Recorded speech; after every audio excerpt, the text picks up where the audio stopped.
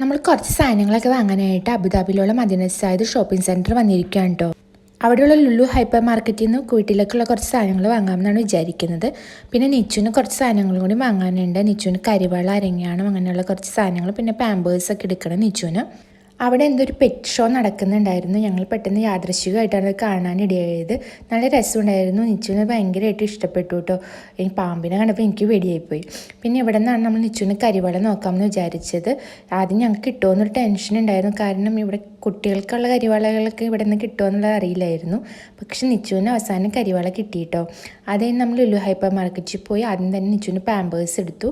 പക്ഷേ പാമ്പേഴ്സിന് നിച്ചുവിൻ്റെ സൈസ് ഉണ്ടായിരുന്നില്ല.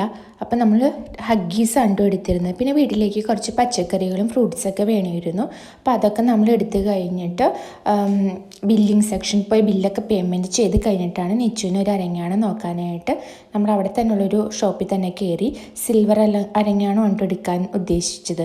എല്ലാം കഴിഞ്ഞ് നമ്മൾ ഫുഡ് കഴിക്കാനായിട്ട് പോയത് ടേസ്റ്റ് ഓഫ് കേരള എന്ന അബുദാബിയിലെ ഒരു റെസ്റ്റോറൻറ്റിലേക്കാണ്. നല്ല വെയിറ്റിംഗ് ടൈം ഉണ്ടായിരുന്നു. ഞാനൊരു ചട്ടിച്ചോറാണ് ഓർഡർ ചെയ്തത്. ചേട്ടനൊരു സാധാ മീൽസാണ് കേട്ടോ, നോൺ വെജ് മീൽസാണ് ഓർഡർ ചെയ്തത്. ഇതാണ് ഞാൻ ഓർഡർ ചെയ്ത ചട്ടിച്ചോറ്. വലിയ കുഴപ്പമുണ്ടായില്ല, ജസ്റ്റ് ഓക്കെ എന്ന് പറയാൻ പറ്റുള്ളൂ. അപ്പോൾ ഇതിൻ്റെ ഫുൾ വീഡിയോ നമ്മുടെ ചാനലിൽ അപ്ലോഡ് ചെയ്തിട്ടുണ്ട്. ജസ്റ്റ് ഒന്ന് പോയി കണ്ടു നോക്കണം കേട്ടോ.